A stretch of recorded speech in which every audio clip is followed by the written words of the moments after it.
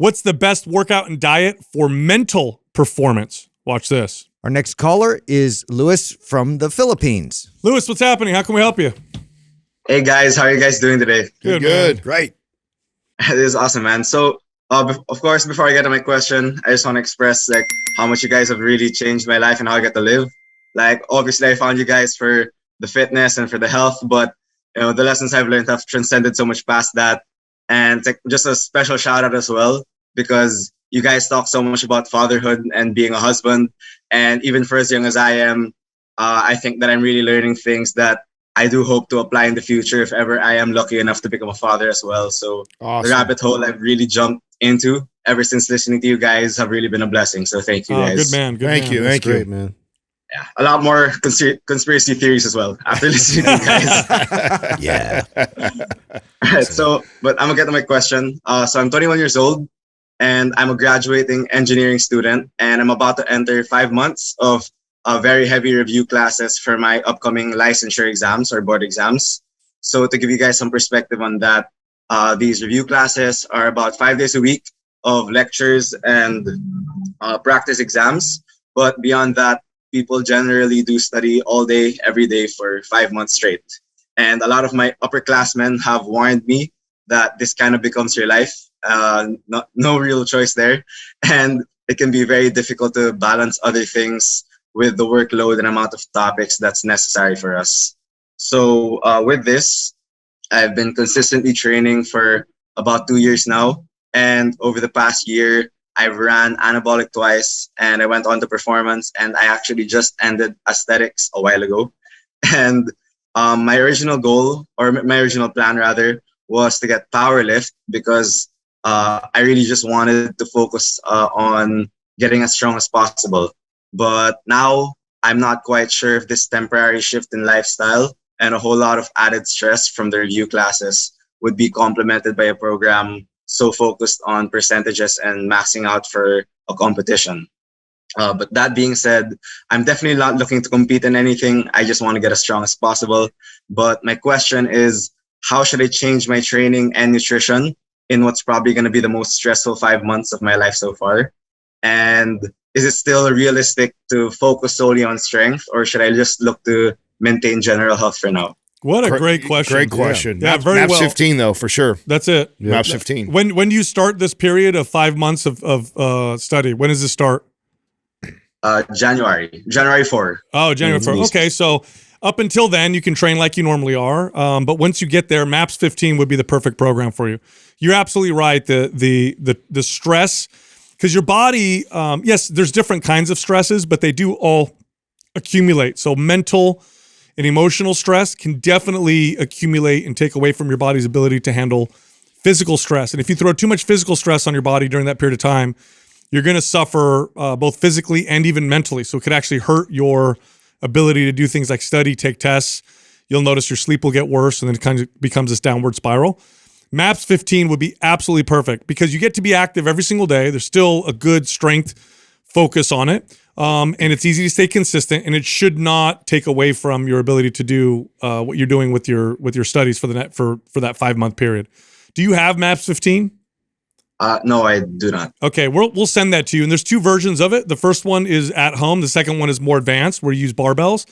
With your experience, if going to the gym or is not an issue for you, or you have a barbell accessible at home, I would say go with the advanced version just because of your experience.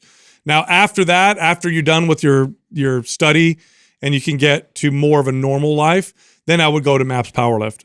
But I think you'll be surprised. I think you'll be surprised with MAPS 15. You'll probably see some progress with it at the same time. Yeah, I think that we have these periods in our life where, we tend to shift our energy and focus on different things, whether that be family, work, school, lifting.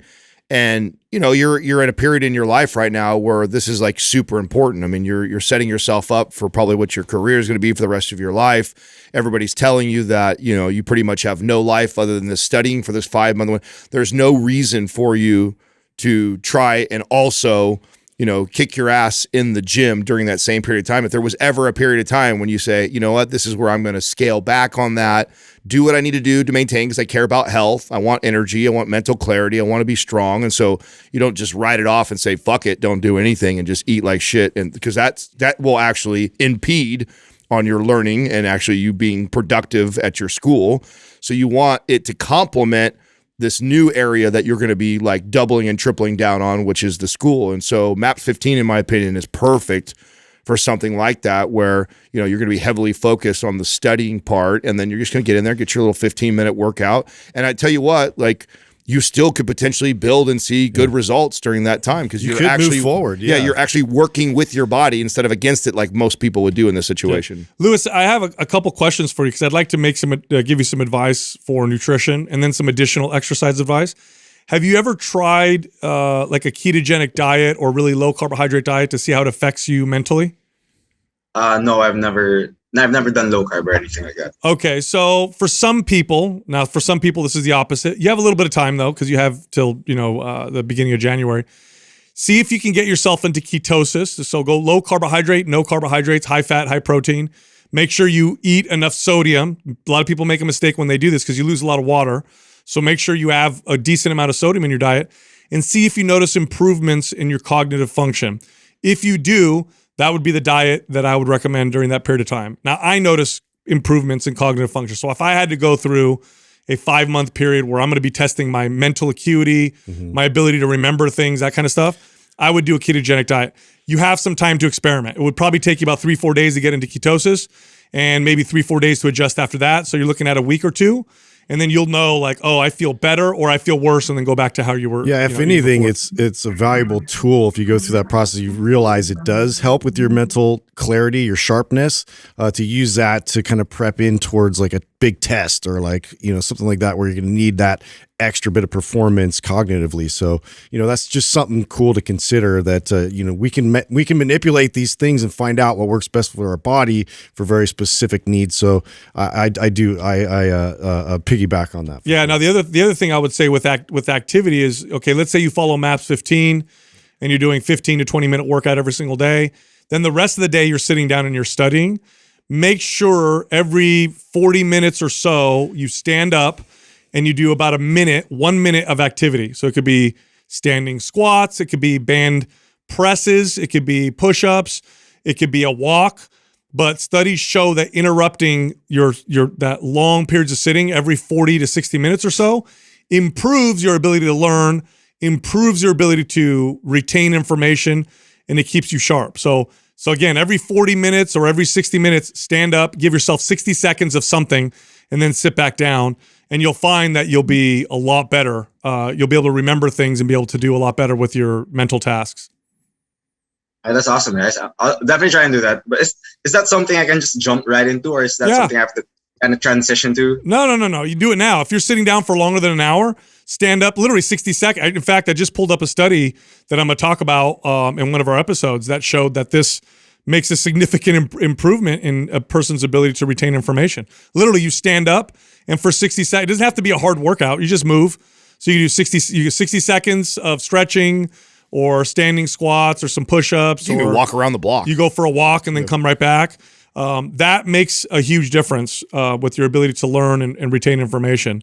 And even creativity. They actually show improved creativity as well. Do you have MAPS 15, by the way? No, I do not. What about MAPS Powerlift? No, I don't either. All right, I'll send you MAPS 15, okay? After that, after you're done with your 5 months of study, then I think you can get into MAPS Powerlift. But I'll send you MAPS 15 right now. That's awesome. Thank you guys so much, man. You got it, man. Lewis. Thanks for calling in. Thanks for listening. I have a follow-up question if you guys don't mind. Yeah, sure. Go ahead. So just some context, like after listening to you guys, I've reverse dieted from eating just above 1,000 calories a day to eating around 22 to 2,300 calories a day. And I noticed that I've stalled at around this point. And if I go anywhere beyond that, I just see a lot more rapid weight gain, which is not that favorable. So I was just wondering, is this stall in calories a sign that I'm not building as much muscle? Or is it just like this is like a threshold that my body can handle right now? Yeah, it's a threshold that your current body, with your current level of activity and the current context of your life, can handle. We can't infinitely reverse diet, but your lifestyle, your muscle mass, your hormones, your stress, all those things will affect this. So right now, what you're currently doing, that seems to be the upper limit. Now, if you change your lifestyle, then that'll change. It can go up or down. And by the way, during this time where we're about to go in this 5 to 6 month dark phase of learning, I actually wouldn't stress too much about that. I would eat to be healthy. I wouldn't really worry about getting lean, trying to build a bunch of muscle. Like, you run MAPS 15, feed yourself accordingly as far as like when you're hungry, eat, make good choices, hit your protein intake.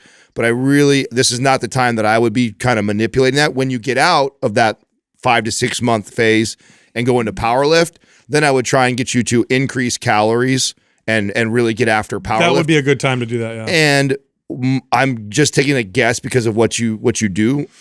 You might have like a kind of a sedentary lifestyle. Have you ever tracked your steps? Like, so if we get into power lift, I might have you like do walking with power lift. What are you doing a day? Do you know? Yeah, when I started listening to you guys, I was doing a lot more cardio. Now I'm just focused on really walking. So I get around roughly 7,000 steps a day, right? Okay. Yeah, not bad, but I could easily. So what I would do is when I get into power lift, I would actually increase your calories and then like give you step goals. I'd say, okay, Lewis, first phase of power lift, I want you to do 9,000 to 10,000 steps every day. And I'm going to bump your calories 350 to 500 calories every day. And let's see if the extra moving is enough to make sure we don't put on too much body fat. The surplus of calories helps you build muscle. And I'd try and reverse you like that. But I'd wait till you're done with your 5 to 6 month thing. All right. Thank you guys so much again. You got it, man. Thanks for calling in. Happy holidays, guys. By the way. Yeah. You too, man. Same to you. That's awesome. We got callers from around the world. You know, when it comes to like diet for, I guess, mental performance, I mean, I know for me, if I go a lot of vegetables, well-cooked vegetables, high fat, high protein, low to no carbohydrates, I am absolute sharpest. Fasting is even better than that, unfortunately. But the only problem with fasting, you can't fast for obviously forever. But if I did like a 24-hour fast and then you had me have to do some kind of mental performance task, I'm on fire. Yeah. So I've identified that, and this is good stuff to know for yourself because your life's going to change, and it's really cool when you can change your diet and your training to improve your life. Yeah, you can adjust things to really benefit wherever you are and whatever season of life you're in or whatever the focus is for performance, because performance can be in all kinds of different directions, even if it's relationships or something. Like, you know, I'm focused more on being flexible now because I want to, you know, build and foster a relationship with more people. And so I'm willing to kind of like include maybe some alcohol where I normally wouldn't, or, Sure. you know, whatever the case is. My only point to that is that, you know, that's something that we can adjust and we can fine tune to be appropriate for wherever you are right now in life.